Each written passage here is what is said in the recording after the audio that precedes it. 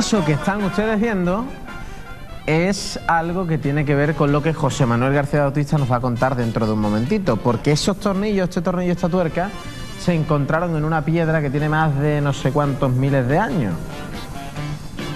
¿Ustedes se lo creen? Señoras y señores, con M de misterio.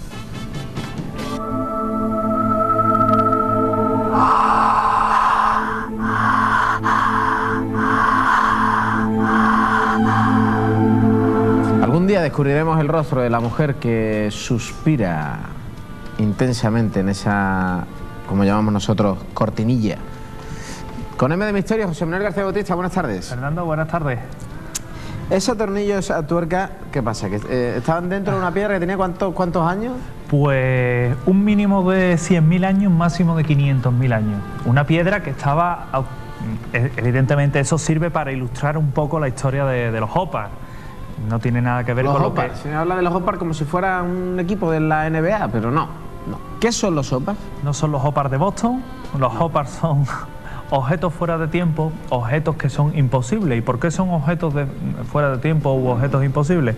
Sencillo, Fernando, porque por lo que contienen o por lo que representan, en principio se datan en una época y se descubran en otra muy posterior, con lo cual no concuerda, digamos, la modernidad que representan con lo que en teoría es. Vamos a empezar a ver algunos Hoppers, algunos objetos fuera de tiempo, y vamos a empezar quizás con, yo lo ilustro con que lo que era el sueño del hombre desde siempre ha sido volar. Y precisamente esas imágenes lo que nos muestran son aviones, pequeñas figurillas de aviones encontradas en Bolivia y Perú, en oro, aerodinámicamente perfectos, que representan lo que podrían ser aviones hoy en día y que técnicamente, de hacer una maqueta real, volarían, que es lo bueno, y está datada en 2500 años antes de Cristo. Lo que tenemos es un pájaro, que también es una maqueta encontrada en una tumba egipcia de Saqqara, y precisamente es otra de esos raros Hoppers, de esos raros maquetas, aviones, que técnicamente podrían volar, se comporta como un aeroplano. El problema que hay es que el vuelo no estaba todavía ni tan siquiera planteado. Lo que tenemos a continuación es precisamente el candelabro de Paracas, un objeto en una planicie que da un acantilado, precisamente en Paracas, y que solo es visto desde el aire. Pero Fernando, ¿quién en aquella época, en el año 5000 o en el año 3500, 5000 antes de Cristo, podía concebir ese candelabro gigantesco para verlo solo exclusivamente desde el aire? Os podemos ir un poco más al norte y nos encontramos con las pistas de Nazca, las famosas pistas que desde el aire simplemente se ven esos dibujos que estamos viendo, dibujos de representaciones. ¿Y no puede ser eso fruto de la casualidad? No, no. Es hecho con el hombre, con un propósito, con unas líneas claramente identificatorias, ángulos de 90 grados que en la naturaleza no se da. ¿Lo que intentas decirnos es que ya en aquella época había quien volaba? Sí. ¿O simplemente se dibujaba en el suelo para que los dioses desde arriba lo pudieran ver? Posiblemente, pero estos dibujos tienen la particularidad de que están dictados desde el aire, o sea, corrigiendo las trayectorias de esos dibujos precisamente desde el aire. ¿Y cómo volaban? Hay una explicación lógica a todo ello, hay una explicación lógica y racional. Demuestran de todo. Mira, por ejemplo, otra cosa curiosa, los mapas de Piri Reis, del almirante turco. Esto es curioso porque precisamente se encuentran en el Museo de Topkapi en el año 1949 y representan a la Tierra en un mapa que coincidiría geográficamente con lo que representamos hoy, pero en una época anterior, en una época que podríamos calificar como del año 15.000 antes de Cristo. ¿Y por qué lo sabemos? Porque representa el continente antártico precisamente sin los hielos que la cubren, algo que no ha sido hasta hace bien poco.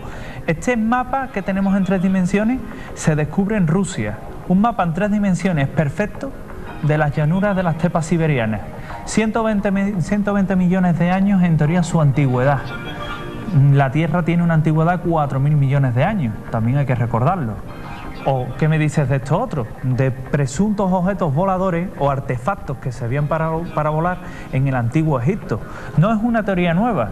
Tenemos, por ejemplo, esquemas de cohetes con sus 3 fases de ignición de Conrad Haas del año 1576 y 1555 y que eran plenamente operativos. De hecho, se conservaban prácticamente como una reliquia, o las figurillas de arcilla que se guardan en diferentes museos peruanos de dioses voladores, mitología, como este, por ejemplo, que algunos astronautas han querido recrear o han querido ver lo que es un módulo de llegada, por ejemplo, de alunizaje. Quizás es un poco exagerar en esa valoración, pero guarda similitud, como lo guarda, por ejemplo, el famoso astronauta que vemos en pantalla y que parece realmente orbitar en torno a un módulo. ¿Por qué no? Esto lo vimos la semana pasada y es también considerado un OPAR, porque curiosamente figuras derecha e izquierda representan igualmente a un astronauta, por supuesto fuera de tiempo. ¿Es posible, no es posible? Yo creo que es cuando menos es curioso. ¿Qué queremos decir con todo esto, Fernando? Pues que realmente quizás nuestra ciencia de hoy en día no puede explicar en determinadas causas o determinados hallazgos que se han encontrado en la antigüedad, que se le data con una cierta años de antigüedad, miles de años de antigüedad, que en teoría esos miles de años de antigüedad no coinciden o no son suficientemente valorados en contraprestación con el nivel cultural o tecnológico que tenía esa cultura. ¿Pero qué dice la ciencia? ¿Qué dice de todo esto? La ciencia dice precisamente que son objetos imposibles. Objetos que técnicamente son reales, pero están fuera de tiempo como tales. Trata de explicar. ¿Eso puede significar que ha existido, o mejor dicho, que existió otra humanidad antes que nosotros? Esa es una pregunta muy inteligente, Fernando.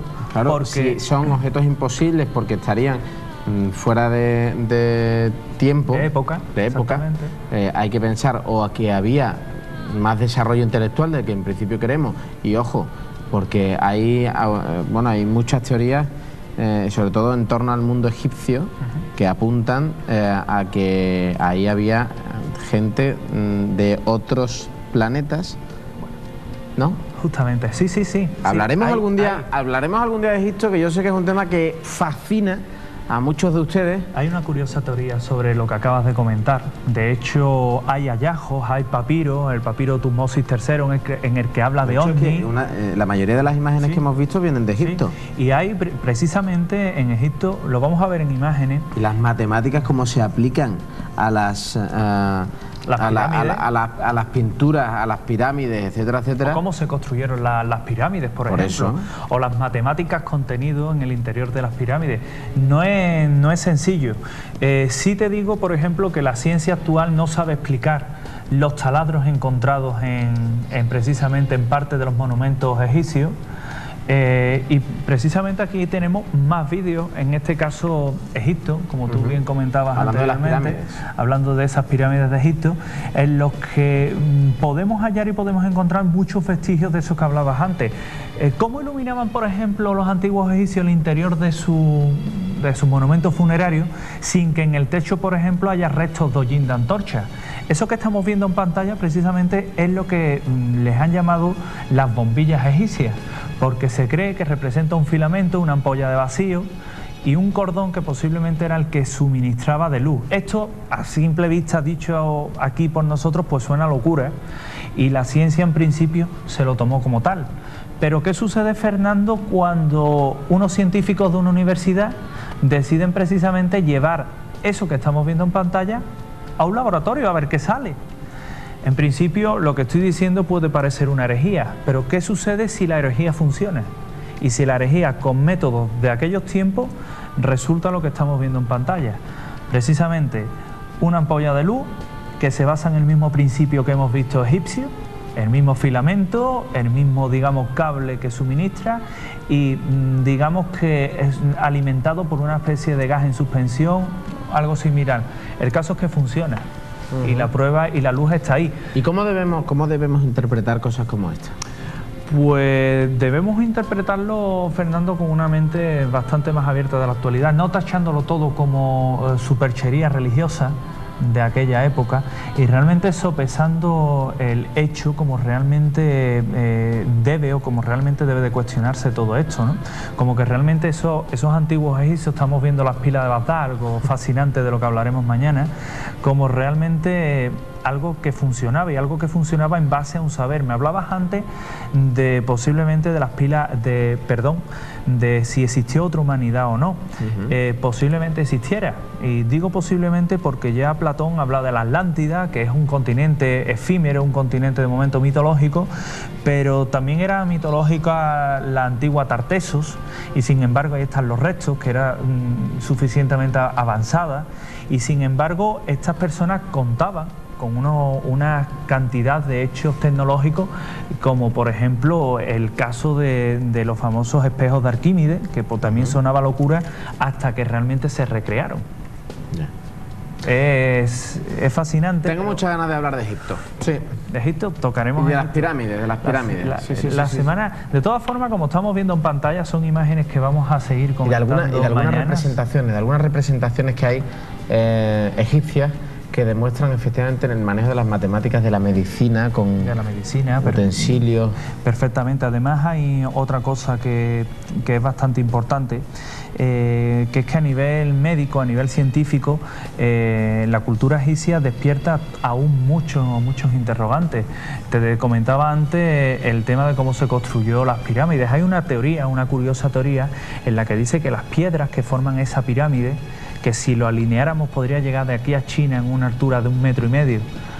Todas las piedras que contiene la gran pirámide de Keops, pues hay quien dice que incluso los antiguos egipcios concibieron lo que eran los bloques de piedra de la gran pirámide de forma artificial. O sea, que realmente estaremos hablando de no piedras traídas de una cantera, sino piedra hecha artificialmente tipo hormigón, tipo cemento. Solo una teoría que dicen unos entendidos en esto. Pero dentro de esos mismos bloques de cemento, de piedra, vamos a hablar propiamente, hay un científico, Davidovich, que encuentra, partiendo uno de ellos, restos de pelo, restos de uñas. Si realmente en las pirámides la piedra fuera piedra maciza extraída de una cantera, no tenía por qué estar esos restos orgánicos dentro. Eso solo puede estar dentro si la piedra es artificial. Entonces, nos perdemos. Es un interrogante. Bueno, ya hablaremos de eso. Rápidamente, recomendaciones bibliográficas de José Manuel García Bautista. Libros. Antes hablo de uno que no he traído, pero no me resisto. Se llama técnicamente Los 60 inventos y descubrimientos más importantes del mundo antiguo, de la editorial Blume. Un libro que no hay que perdérselo. Bien. El segundo libro que traemos es este libro, el libro de los objetos imposibles, de José Antonio Solís, para el arca de papel. El libro de los objetos imposibles. Muy finito, muy rapidito de leer. Un alucinante recorrido por esos objetos cuya existencia la ciencia no ha podido aclarar. Pero que sin duda alguna es fascinante. Y el último que traemos no tiene nada que ver con esto, que es Calumnia que algo queda, de Santiago Camacho, para la esfera de los libros. Con lengua bífida. Prácticamente de cotilleos de nuestro mundillo, que también está bien. Bueno. Gracias, José Manuel. Mañana, que es miércoles, también se escribe Economía de Misterio. Seguiremos con la segunda parte de los OPAs. Aquí te espero. Mañana más aquí en Sevilla a diario, a las 8 de la tarde, como siempre. Ahora se quedan con toda la programación de Sevilla Televisión, especialmente, ya saben, ese programa de Semana Santa ya está aquí, solo quedan 12 días. Semana Santa de Sevilla con José Antonio Rodríguez, Paco Robles y Víctor Manuel García Rayo. Mañana nos volvemos a encontrar. Buenas tardes, vayan con Dios.